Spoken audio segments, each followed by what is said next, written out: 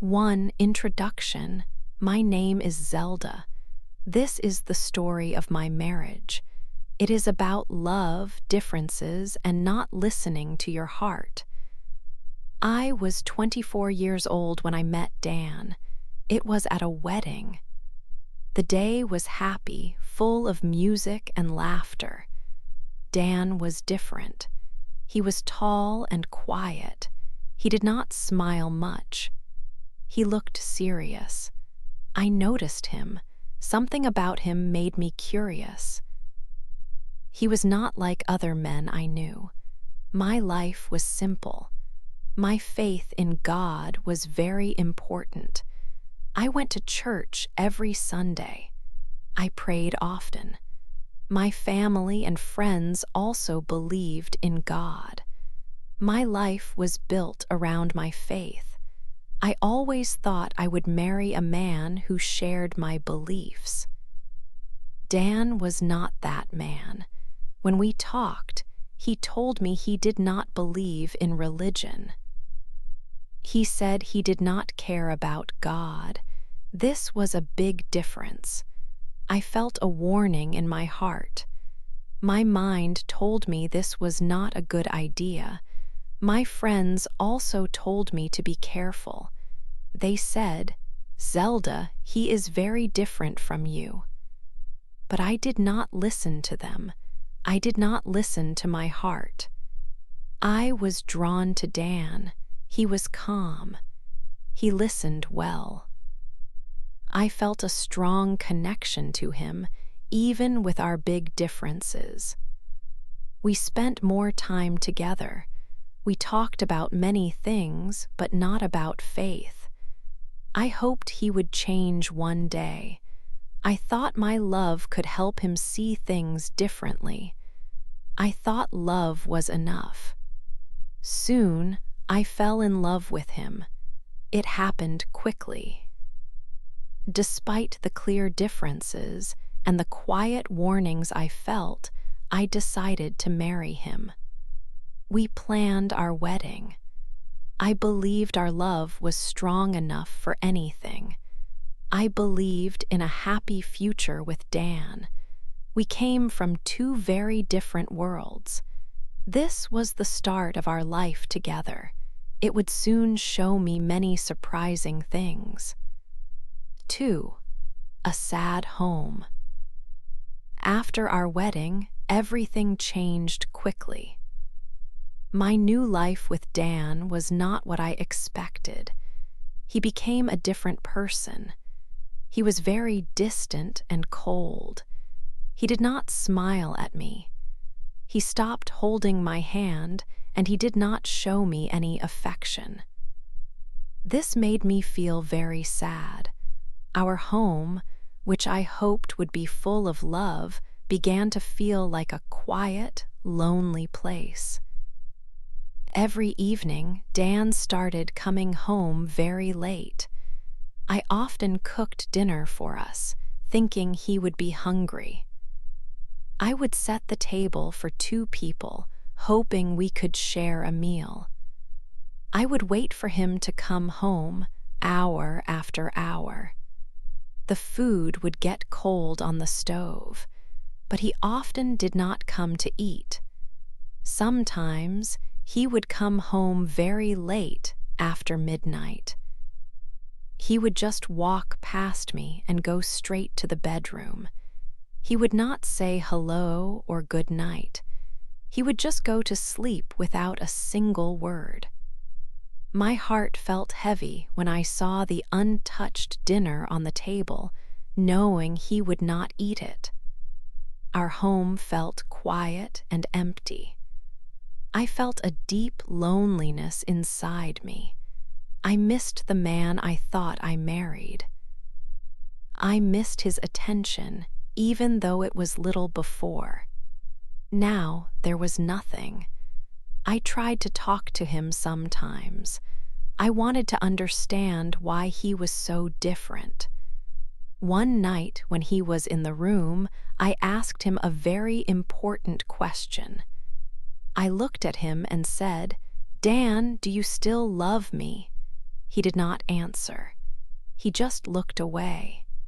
His silence was very painful. It was like a big, cold wall between us. I felt like my heart was breaking into many small pieces. I did not want him to see me sad. I did not want him to see my tears. So I started to cry alone. I would go into the bathroom and turn on the water so he could not hear me. I would cry quietly, trying to hide my sadness from him. I wiped my tears quickly before he could see. I felt so alone in our new home. This was not the happy marriage I dreamed of. Every day felt longer and sadder than the day before. I wished things could be like they were when we first met, but they were not. It was a very sad home. 3, a strange man. Our house felt like a quiet hotel. Dan and I lived in the same rooms, but we were like 2 separate people. We shared a roof over our heads, but we did not share our lives. There was no warmth, no laughter, and no easy talk between us. Every day felt the same. Living with Dan was like living with a stranger. We shared our home, but we did not share our life together. It was a strange and quiet existence. He never asked about my day. He did not ask how I felt. His face was always serious. A smile from him was something I never saw. He did not look at me. When I tried to talk, he often stayed quiet. My faith was important to me. I went to church and I prayed every day. I wanted to share this with my husband, but Dan never joined me. He never prayed with me. He never talked about God. It was like he lived in a different world, far away from mine. Every morning, Dan left the house very early. I was still waking up when he went out. Every night, he came home very late. I was often asleep when he came in. Sometimes I stayed awake, waiting, but he would just go straight to bed. He did not say hello. He did not say good night. It was a silent house, filled with my lonely thoughts. This routine became a part of our days, making the distance between us even wider. My mind started to think about many questions. Where did he go every night? Who did he spend his time with? Why was he always so late? I wondered about his phone. He kept it very close to him. He never left it on the table. If I was near, he would quickly turn the screen away. Sometimes he would put it fast into his pocket.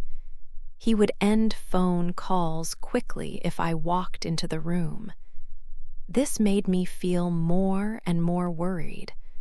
Why was he so secret with his phone? My doubts grew stronger each day. He did not tell me anything about his life. He did not share his thoughts or his day.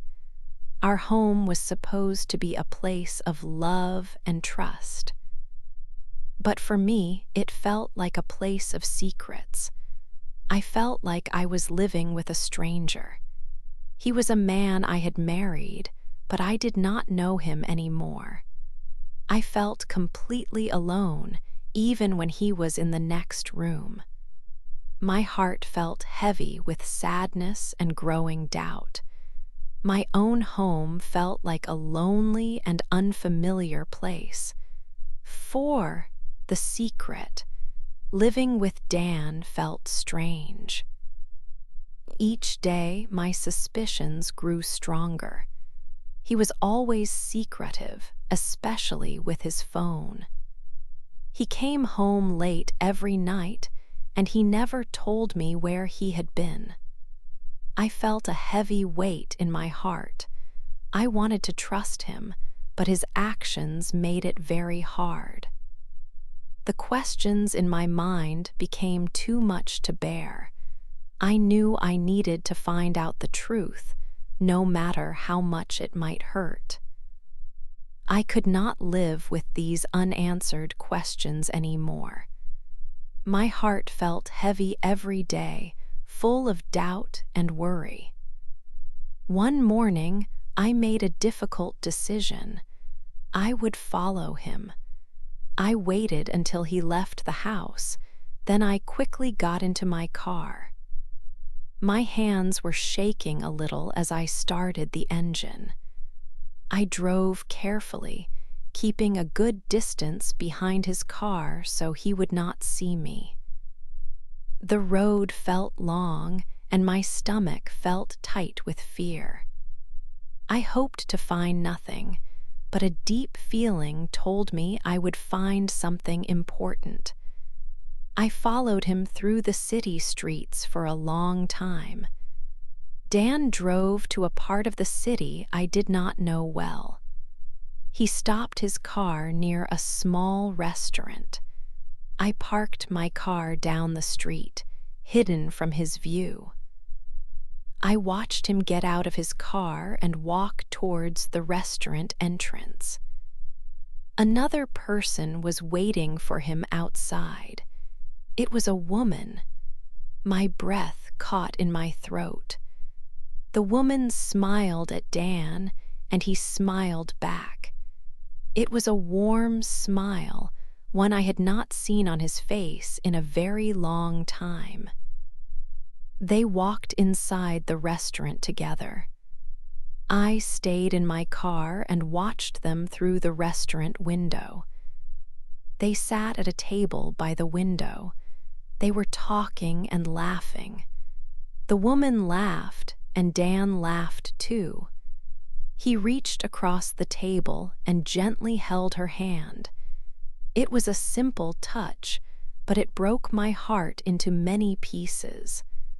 I felt a sharp, sudden pain in my chest. My eyes filled with tears. This was the secret. This was the answer to all my questions. He was with another woman, and he looked happy with her. The man who was cold and silent at home was warm and kind to someone else. I drove home slowly, my mind full of what I had seen. I felt empty and betrayed. That night, Dan came home very late, just like always. He walked into the house quietly. He did not look at me. I stood in the living room, my voice quiet, but my heart was loud with pain. "Where were you?" I asked him. He stopped. He turned to me. His face showed no emotion. "Work," he said simply. "I was at work." I looked at him, and I knew it was a lie. I had seen him. I had seen him laughing and holding another woman's hand. The word work felt like a knife in my heart. It was a simple word, but it was a big, terrible lie. In that moment, I knew I could not trust him. All my doubts, all my suspicions were now true. My marriage felt like it was built on lies. I spent the entire night awake, staring at the dark ceiling, my heart heavy with the painful truth. 5. A bad letter. One quiet afternoon, a letter arrived at our house. It was not a bill or a friendly note. It was a formal envelope from Dan's mother. My heart beat faster as I picked it up. I wondered why she was writing to me. We did not speak often, and her letters were rare. I opened it carefully, my fingers trembling. Inside, the words were clear, but their meaning was a shock. The letter began with an apology. "Zelda, I am so sorry," it read. My eyes scanned the lines. She explained that Dan's father had passed away some time ago. Before he died, he had made a will. This will had a very specific condition. It stated that Dan could only receive his family's inheritance if he was a married man. He needed to be married to get his part of the money. This was the real reason Dan had married me. It was not for love. It was for money. It was all about the will and the inheritance. A cold feeling spread through my body. My hands started to shake, and the paper almost fell. I felt a terrible sickness in my stomach. It was like a heavy stone had dropped inside me.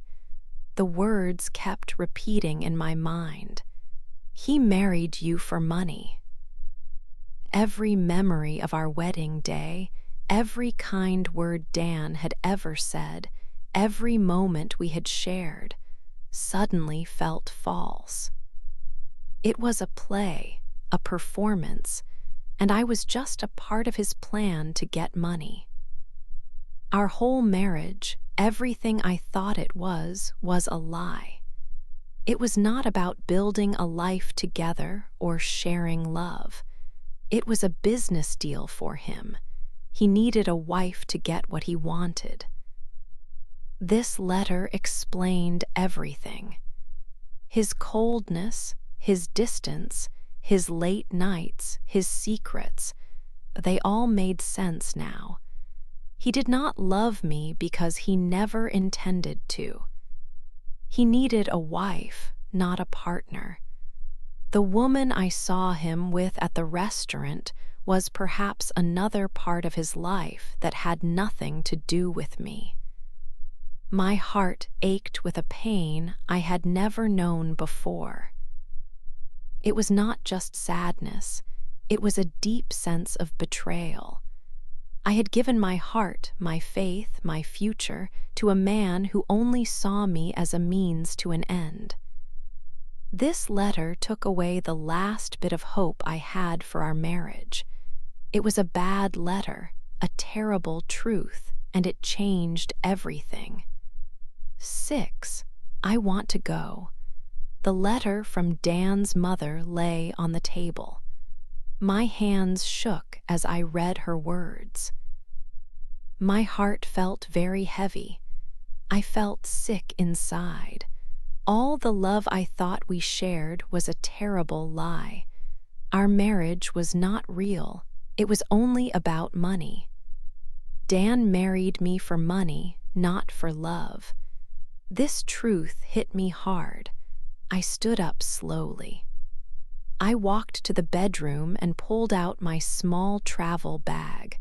I started to put my clothes inside. Each item felt heavy in my hands. I was packing to leave this house. I wanted to run far away from all the lies. I wanted to run away from Dan and this deep pain. On the dresser, our wedding photo stood. Dan and I were smiling in the picture. We looked so happy. I picked up the photo. My eyes filled with tears. I remembered the day we said yes. The sun was bright. I wore a white dress. I truly believed I was marrying the man I loved. I thought we would have a happy life. I thought he loved me too. But now I knew it was all a big lie. The hope I felt that day was gone. It was replaced by deep sadness. My dream was broken. My heart was broken too. I wanted to leave right away. I wanted to drive far, far away and never look back. I wanted to forget everything about Dan. I wanted to forget this house and all the pain. The lies felt like a heavy, dark blanket over me. I could not breathe. I just wanted to escape this nightmare. I wanted to be free from this sad story. I wanted to start a new life somewhere else. A life without lies. A life without this pain. A life where I could trust someone again. The urge to run was very strong. But then a small voice spoke inside my heart. It told me, wait. It told me not to go yet. I stopped packing. I put the wedding photo down. I knew I needed to hear the truth directly from Dan. I needed him to say the words himself. I needed to see his face when he confessed. I needed to know why he did this. Why did he lie for so long? I had to confront him. It felt very hard and scary, but I knew I had to do it. I had to face him one last time before I could leave. I closed my packed bag but did not take it to the door. I left it on the bed. I sat down and waited. The night was long. I waited for him to come home and tell me the truth. 7, the sad truth. Dan came home very late that night. It was past midnight. Zelda was not in bed. She was waiting for him in the living room. The light was on and she sat on the sofa. Her heart was beating fast. She felt nervous but also strong. This was the moment for the truth she had waited for. He opened the door quietly. He looked tired. When he saw Zelda, his eyes opened wide. He did not expect her to be awake. He stopped walking. A deep silence filled the room. Zelda looked at him directly. Her voice was steady, even if her hands shook a little. She had prepared for this. Dan, she began. Her voice was soft but firm. Did you marry me for money? Dan stood still. He did not move. His face changed quickly. First, surprise, then deep sadness. He looked down at the floor, not at Zelda. He took a very deep breath. Yes, he said. His voice was very quiet. It is true, I did. Zelda felt a sharp pain. She knew this sad fact, but hearing him say it made it real. It was a final confirmation of her fears. Tears came to her eyes, but she did not let them fall. She wanted to be strong now. Dan looked up slowly. His eyes were wet and red. He was crying. It was the first time Zelda had ever seen him cry. His face was full of pain. He looked very sad. I am so sorry, Zelda, he said. His voice was broken. When I met you, I did not believe in love. I did not believe in anything good. My life was only about money. I was wrong. He paused, trying to find words. But you, he continued, looking at her with tearful eyes, you changed me. You taught me about real love. You showed me what it feels like to care deeply for someone. I did not know these good feelings before you. He shook his head slowly. I know it is too late. I know I made a big mistake. I hurt you very much with my lies. I know I do not deserve your forgiveness. I do not deserve you, Zelda. He stood there, crying silently, his shoulders shaking. Zelda watched him. She saw his pain. It was a difficult moment for both of them, full of raw emotion. All the sadness and lies came to the surface. The truth was finally out. It was a very sad truth, but it was spoken. Zelda did not say anything back. She just looked at him, feeling the heavy weight of his words and tears. The room was quiet, filled only with his sobs. 8. A new start. After Dan told the truth, things did not change immediately. But soon, I started to see small changes in him. He stopped going out late every night. Instead, he began to come home when the sun was still in the sky. He also told me that he ended his relationship with the other woman. Hearing this from him gave me a little hope for our future. Then, Dan started to come to church with me on Sundays. At first, he just sat quietly and listened.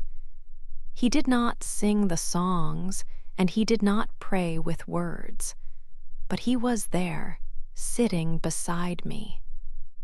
After some weeks, I noticed he started to listen more carefully to the sermons. Sometimes, he even asked me questions about faith and God. This was a very big change for him, as he never cared about religion before. Slowly, we started to talk again. Not just about daily things, but about our feelings and our past. He told me more about his life before we met. He explained why he did not believe in love or anything else. I also shared my sadness with him and my hopes for a better life. We talked for many hours, sometimes late into the night. It felt like we were truly learning about each other for the first time, seeing the real person inside. Our house began to change too. Before, it was often quiet and felt very cold. Now there was more talking and more laughter. Dan started to smile more often. He even helped me with cooking sometimes, or with chores around the house. He asked me how my day was, and he listened to my answers. He showed me kindness that I had not seen from him in a long time. The silence that filled our home slowly disappeared, and a new feeling of warmth came in. One evening, we were sitting together in the living room. Dan looked at me, and his eyes were soft and full of feeling. He said, "Zelda, I love you. I truly love you now."